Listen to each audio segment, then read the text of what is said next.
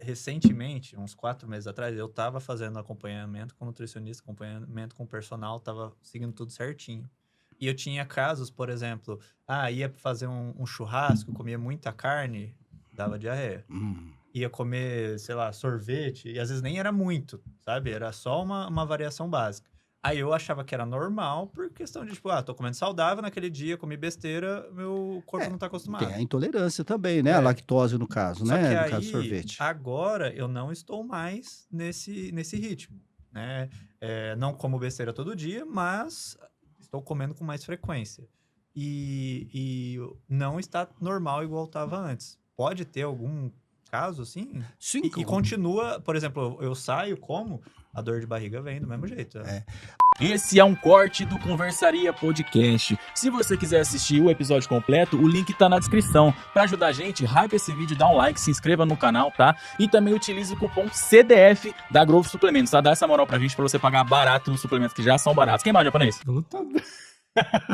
Não, e além disso, não esquece de seguir as nossas redes sociais, tá? Tem aqui o link na descrição. Segue o meu Instagram, o do Rodrigo e tem o do Conversaria Podcast também, beleza? Assiste o corte aí. Bom, nesse caso, pode ser por intolerância a algum tipo de alimento, Aham. né? Uhum. E você sabe que todo mundo tem intolerância à Tem, lactose. aham. A partir dos 9 anos de idade, todo mundo tem, em algum grau. Por quê? Não precisa, né, de tomar leite depois Aham. de adulto, certo? Sim, a gente é os únicos mamíferos, né, que continuam mamando. Então, a partir dos 9 anos de idade, todo mundo tem algum grau de intolerância à lactose. Mas a gente sabe que é maior essa intolerância em algumas raças, né? Por exemplo, o negro e o japonês têm uma intolerância maior à É mesmo? lactose. Não sabia isso, não. O alemão parece que tem menos. Ah, é? Tem menos intolerância. Então, quem é descendente de alemão talvez tenha sorte de ter menos. Mas em um grau ou outro, todo mundo tem Aham. intolerância à lactose. E também, em um grau ou outro, todo mundo tem intolerância ao glúten. Se bem que nem todos desenvolvem. Uma pequena parcela acaba desenvolvendo alergia ao glúten, desenvolve a doença celíaca, esse que tem aumentado também, tá? Nossa, é verdade. Mas é uma quantidade menor. Mas por que isso tem aumentado? Por que o celíaco tem aumentado? É por questão de conhecimento ou realmente as pessoas estão desenvolvendo isso mais? Olha, então eu vou falar bem rapidinho, porque é um assunto para mais de Não, meia. fica à vontade. tá? Não. Mas o que acontece é que o próprio trigo foi modificado. Tá? Muita gente fala, poxa, mas o trigo, o pão, era na época de Jesus Cristo, era um alimento básico, aquele Desde a- negócio todo, né? Só que o que tinha lá na época de Jesus Cristo, o trigo é totalmente diferente do que tem hoje. Né? Sim. Então, uma das coisas que tem, se vocês quiserem, tem um livro muito interessante que fala sobre isso, chama Barriga de Trigo. E o que um estudo mostrou que na época antiga o trigo tinha 14 cromossomos. Uhum. Hoje o trigo tem 42 Caraca. cromossomos. Então é um fenômeno que existe dentro do reino vegetal que chama poliploidia. Então ela tem 3 vezes mais o número de cromossomos que tinham naquela época. Obviamente, você imagina o que de substância acaba vindo com isso.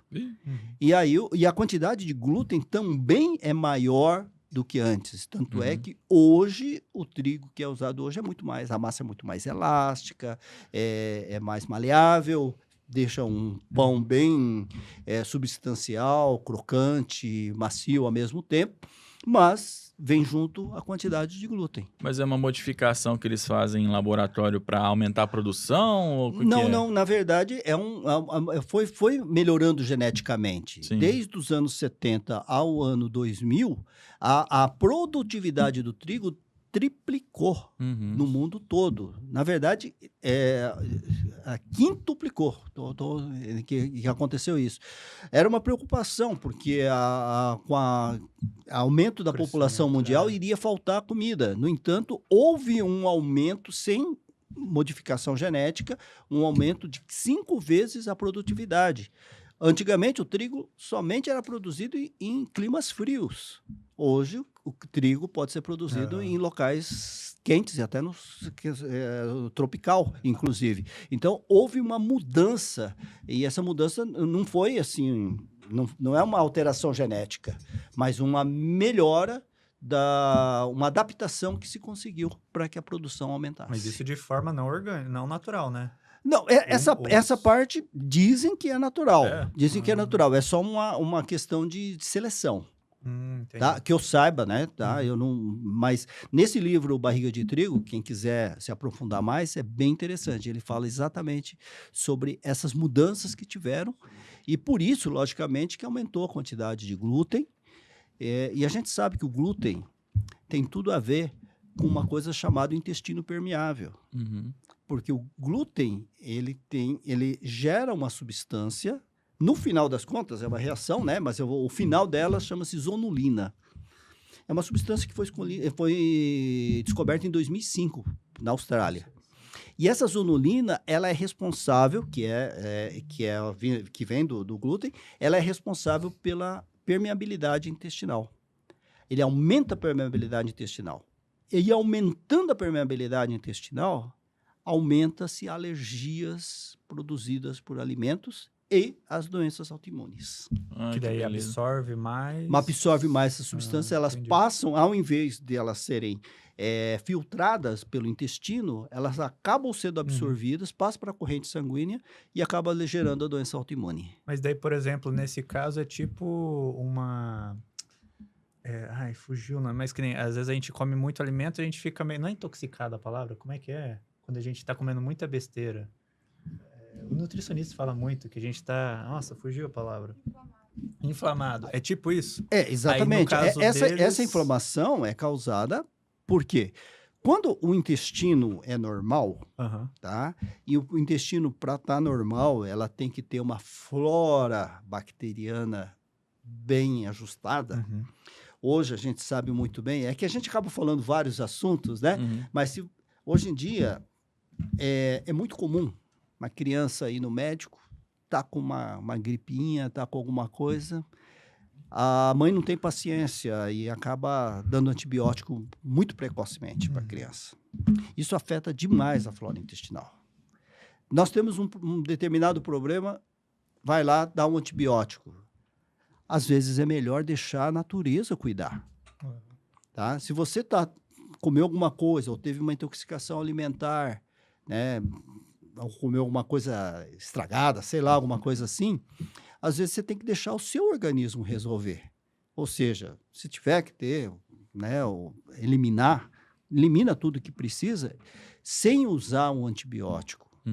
Tá? Quanto mais antibiótico você usa, maior o problema que você pode causar na flora intestinal. E com a flora intestinal, ela protege a mucosa do intestino. E, como eu falei, algumas substâncias ainda agridem mais a mucosa do intestino. Como, por exemplo, o glúten, como a gente falou. Né? O próprio leite também afeta a mucosa intestinal. E isso aumenta a permeabilidade no intestino. Aumentando a permeabilidade do intestino, inflama mais o nosso organismo. Existe uma reação contra aquelas substâncias que não deveriam entrar e acabam entrando em contato. E aí essa é a origem das doenças autoimunes, principalmente. Eu vou mandar esse corte pra minha noiva, porque ela reclama comigo que eu não tomo remédio quando eu tô mais ou menos doentinho, assim. Então eu falo pra ela, amor, eu vou deixar meu corpo agir. Ela fala, toma remédio logo. Eu falo, amor, deixa meu corpo dar conta. Você tá certo. Eu tenho o costume de tomar o remédio. Porque assim, se você vamos supor, quem tem dor de cabeça de vez em quando, né? Procura tomar um chazinho, dar uma relaxada. Natural, né? Claro, tem alguns casos em que o sofrimento é maior. A pessoa tem enxaqueca. Agora, se a pessoa tem uma febre baixa, deixa a febre é só um sinal. E, na realidade, ela é uma defesa do organismo. Sim. Então, às vezes, é melhor você deixar um pouco e sem tomar o medicamento. Eu falo pra ela, amor, meu corpo é uma máquina. Deixa ele agir. Fica bravo, hein? Mas é verdade. Não é verdade? É verdade. O nosso corpo, ele tem um poder de autocura.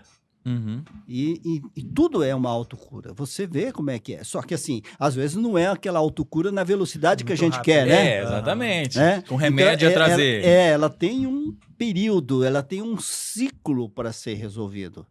Mas o nosso corpo tem a possibilidade de autocura. E quanto mais autocura o nosso organismo tem, melhora o resultado. Até porque tem algumas doenças que a gente toma o remédio para os sintomas e não para a doença em si, né? É verdade. Exatamente, né? O melhor é que a gente busque o tratamento para a causa do problema. Raiz. Na causa. Uhum. Eu gosto muito de uma história, né, que conta que quando você tem numa determinado local, numa sala onde passavam várias pessoas, havia uma poça d'água. E pessoas bem interessadas para resolver aquela questão, alguns passavam pela poça d'água, passavam por cima e não estava nem aí. Né? Uma outra pessoa falou, nossa, é perigoso, alguém pode cair, a gente pode, né, acontecer algum problema aqui. E aí começou a falar, vamos colocar uma cadeira aqui para sinalizar, né, tal. Outras, um pouco mais interessadas, foram lá e falaram, bom, deixa aqui, vou limpar aqui, né, vamos pegar um pano, tirar toda essa aqui para ninguém correr o risco, tal, né.